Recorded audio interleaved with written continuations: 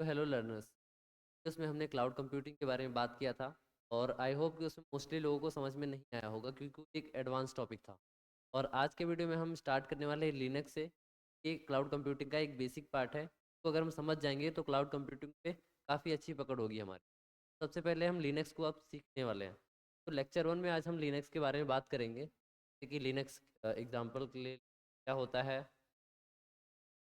Example के लिए Linux क्या होता है, तो उससे इसमें डिफरेंस क्या है, ओपन सोर्स का मतलब क्या होता है, पॉपुलर डिस्ट्रोज जैसे Ubuntu, Debian, Fedora, CentOS, Linux. Maximum popular distros हो गए, जैसे विंडोज़ है हमारा वैसे ही लिनक्स के कई सारे डिस्ट्रीब्यूशन आते हैं। उसके बाद में हम बात करें GUI वर्सेस CLI, इन दोनों में डिफरेंस क्या है ये भी मैं बताऊँगा। उसके बाद में आपको टर्मिनल क्या होता है इसके बारे में मैं आपको समझाऊँगा। सबसे पहले समझ लेते हैं लिनक्स क्या होता है और ये विंडोज़ से अलग कैसे है। तो अगर मैं आपको सिंपल लैंग्वेज में समझाना चाहूँ तो यहाँ पे मैं आपको स्लाइड ओपन कर रहा हूँ। यहाँ पे मैंने पैरामीटर्स लिखे, उसके बाद लिनक्स और विंडोज़ लिखा है। इसमें मैं आपको डिफरेंस को समझा रहा हूँ। सिंपल एग्जांपल के लिए अगर आप समझेंगे तो इंसेप्शन ईयर जो इसका लिखा हुआ है, एक तो यहाँ पे अगर आप देखेंगे तो इंसेप्शन ईयर जो है लिनक्स 1991 में आया था, जो हमारा विंडोज़ था 1985 में आया था। इस केस में हमारा विंडोज़ काफ़ी पहले आया है लिनक्स से, हम ज़्यादा प्रायोरिटी दे रहे हैं। उसके बाद में इसके मोस्टली यूज़र्स विंडोज़ ही यूज़ हैं प्रोफेशनल वर्क्स के लिए। बट अभी आपको पता चलेगा लिनक्स काफ़ी ज़्यादा सिक्योर भी है विंडोज़ से, काफ़ी ज़्यादा पावरफुल भी। और अगर हम बात करें स्टैंडर्ड की, लिनक्स जो हमारा होता है ओपन सोर्स ऑपरेटिंग सिस्टम होता है, ये फ्रीली अवेलेबल होता है। ओपन सोर्स का मतलब होता है कि इस ऑपरेटिंग सिस्टम इमेज हो गई या फिर इसके कोड्स हो गए, उसको हम मैनुअली देख के चेंज कर सकते हैं। और जो हमारा विंडोज़ है वो क्लोज सोर्स ऑपरेटिंग सिस्टम है, इसका मतलब है हम इसके कोड को नहीं देख सकते हैं, ना ही इसमें हम मॉडिफिकेशन कर सकते हैं।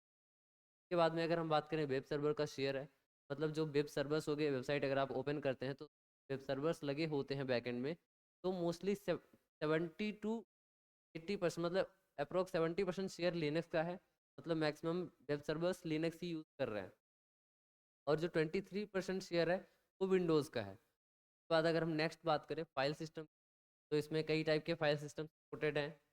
मतलब विंडोज़ के मुकाबले में EXT 2.4, फैट एंड FS से बहुत सारे ISO 966 JFS, और इसमें इतने सारे फाइल सिस्टम ही सपोर्टेड हैं। इसके बारे में भी मैं आपको आगे वाली वीडियोस में समझाऊंगा कि फाइल सिस्टम क्या होते हैं और इसमें फाइल सिस्टम सपोर्ट होने का मतलब क्या है। उसके बाद में मैं आपको कॉस्ट की अगर बात करूं, तो हमारा लिनक्स होता है लो कॉस्ट हार्डवेयर। जो हमारा लिनक्स होता है लो कॉस्ट हार्डवेयर होता है, मतलब इसको हम बेसिक से बेसिक रिक्वायरमेंट्स में इसको चला सकते हैं। लाइक i3 10th जनरेशन होगी, रैम 4 GB होगा, 2 GB होगा, लिनक्स इसमें स्मूथ चलने वाला है। लेकिन जो हमारा विंडोज़ होती है फाइल सिस्टम हैवी होती है और वो इतना उसमें बहुत ज़्यादा ही हैंग होने वाला है।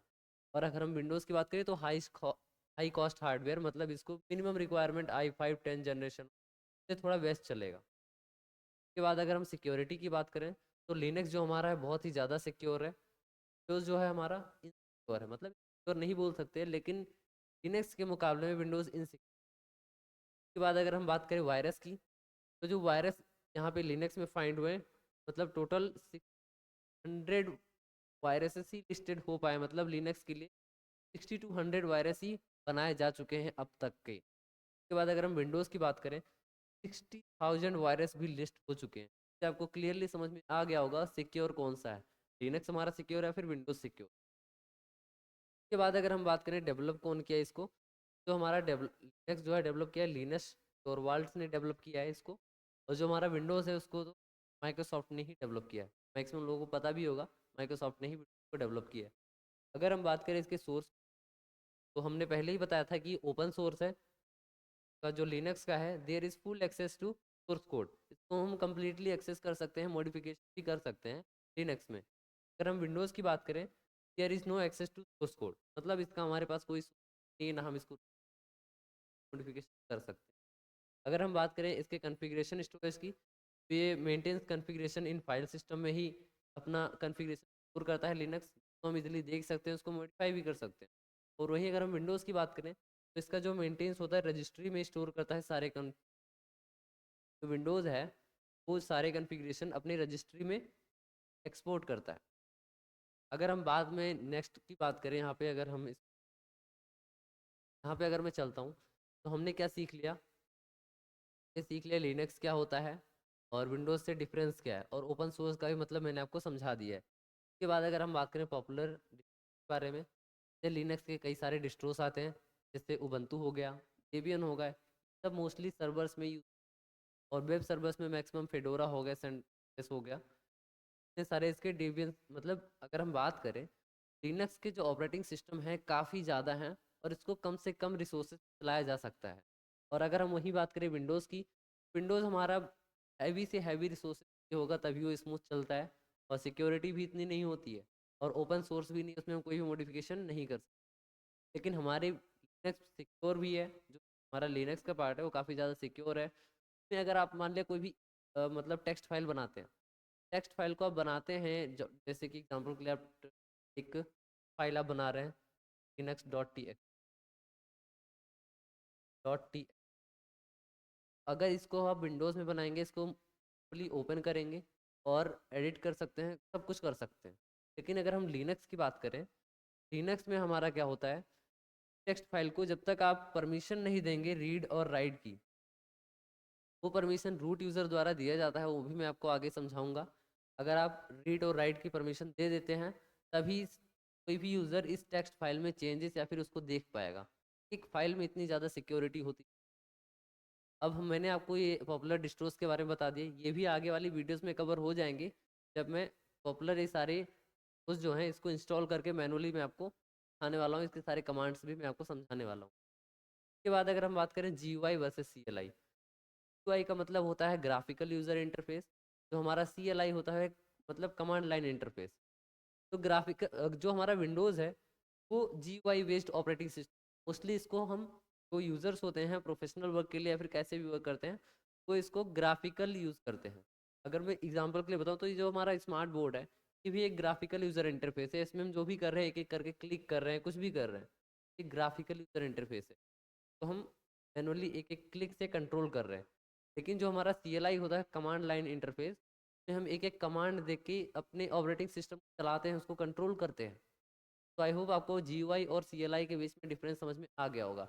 अभी मैं आपको एक CLI का एग्जांपल भी देने वाला हूँ। उसके बाद अगर हम बात करें टर्मिनल क्या होता है, तो टर्मिनल अगर मैं आपको समझाना चाहूँ, तो यहाँ पे मैं टर्मिनल वाले इस पे आ जा रहा हूँ, ले लिया है। तो अगर आप देखेंगे, तो ये रहा, ये हमारा जो है लिनक्स का ही टर्मिनल है। इसमें अगर हम रूट परमिशन देते हैं, रूट परमिशन क्या होता है ये भी मैं आपको आने वाली वीडियोस में क्लियरली बताऊंगा, लेक्चर 2-3। रूट परमिशन क्या होता है, इसका मतलब होता है स्पेशल प्रिविलेज। एग्जाम्पल के लिए अगर हमारे पास, जैसे मैंने आपको एक एग्जांपल दिया कि एक फाइल है, टेक्स्ट फाइल है, उसमें अगर हमें यूज़र को परमिशन देनी पड़े, वो टेक्स्ट फाइल को रीड कर सके, उसमें कर सके, तो उसके लिए हमें रूट यूज़र की रिक्वायर्ड होती है। वैसे ही विंडोज़ में होता है हमारा एडमिनिस्ट्रेटर। जैसे आपने देखा होगा मोस्टली, अगर आपने विंडोज़ यूज़ किया है तो आपको पता होगा कि जो विंडोज़ होता है उसमें हम जैसे कमांड लाइन ओपन करते हैं, CMD रन एज एडमिनिस्ट्रेटर का ऑप्शन आता है। वैसे ही सेम यहाँ पे sudo su, ये रूट एक्सेस होता है काली लिनक्स का। ये भी मैं आपको अच्छे से बताऊंगा, मोस्टली काली लिनक्स हैकर्स यूज़ करते हैं, वो भी मैं आपको यूज़ करके बताऊंगा। बट मतलब कि अगर आप समझने की कोशिश, हैकर्स यूज़ नहीं करते हैं, नॉर्मल यूज़र भी यूज़ करते हैं, लेकिन उनका इंटेंशन होता है वो क्या करने के लिए यूज़ करते हैं। तो आई होप आप समझ गए होंगे। उसके बाद अगर हम बात करें इसके लिनक्स के टर्मिनल की, जो हमारा लिनक्स का टर्मिनल है वो दिखने में कुछ ऐसा होता है, जैसे रूट @ parrot /parrot। वहीं अगर हम विंडोज़ की बात करें, तो ये हमारा विंडोज़ का टर्मिनल है। दिखने में आपको डिफरेंस समझ में आ गया होगा। एक चीज़ मैं आपको अपनी एक एक्सपीरियंस शेयर करना चाहूँ लिनक्स का। मैंने कई बार, मोस्टली मैंने लिनक्स यूज़ किया है, काली लिनक्स, और उसके बाद मैंने बाद में डेबियन पे शिफ्ट हुआ, बंतु हो गया और फेडोरा हो गया, ब्लैक आर्च हो गया, सारे लिनक्स मोस्टली मैंने चलाए हुए हैं। लेकिन मैंने एक चीज़ नोटिस की, जो हमारा पैरेट ओएस है, ये रहा पैरेट ओएस का टर्मिनल।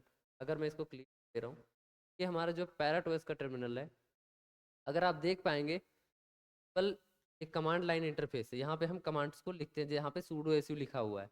जो हम कमांड्स को लिखते हैं बेसिकली नॉर्मल वर्क के लिए कर लिया, जैसे कुछ फाइल देखने के लिए ls cd, भी हम नॉर्मल कमांड यूज़ करते हैं। लेकिन जैसे हम रूट परमिशन देते हैं, sudo su जैसे मैं लिखता हूँ अपने पैरेट ओएस के टर्मिनल में, तो यहाँ पे बहुत अच्छी सी लाइन लिखता है। यहाँ पे अगर आप समझना चाहेंगे, ये लिखा है, we trust you have received the usual lecture from the local system administrator. Usually boils down to these 3 things. इन 3 थिंग्स ऐसे बताए हैं जैसे कि सुडो यूसी बहुत ज़्यादा प्रिविलेज वाली पार्ट होती है, तब इसका यूज़ करके हम मोस्टली हैकिंग को करते हैं सुडो यूसी का यूज़ करके। तो इसमें अगर हम तीनों पॉइंट्स की बात करें, पहला पॉइंट है respect the privacy of others, मतलब कि हमें प्राइवेसी की प्राइवेसी को रिस्पेक्ट करनी चाहिए उनकी। और दूसरी पॉइंट जो हमारा थिंक बिफोर यू टाइप, कोई भी कमांड अगर आप लिख रहे हैं तो उससे पहले आप सोच लीजिए कि उसकी प्राइवेसी पे क्या इम्पैक्ट पड़ने वाला है। उसके बाद में लिखा है third point, with great powers comes great responsibility. तो उसका का इतना पावर होता है, आप समझ गए होंगे इन तीनों लाइन में, जैसे हम पैरेट ओएस के टर्मिनल में sudo usu लिख के एंटर करते हैं। तो आई होप आपको लिनक्स की कमांड लाइन का पावर कितना है वो समझ में आ गया होगा। मैं एक एक करके कमांड भी आपको समझाऊंगा। लिनक्स का जो ऑपरेटिंग सिस्टम है तो मैं इंस्टॉल करके एक एक टर्मिनल पे कमांड में आपको सिखा। तो आई होप आप तो आज की वीडियो में इतना ही, मिलते हैं नेक्स्ट वीडियो में, तब तक के लिए बाय बाय।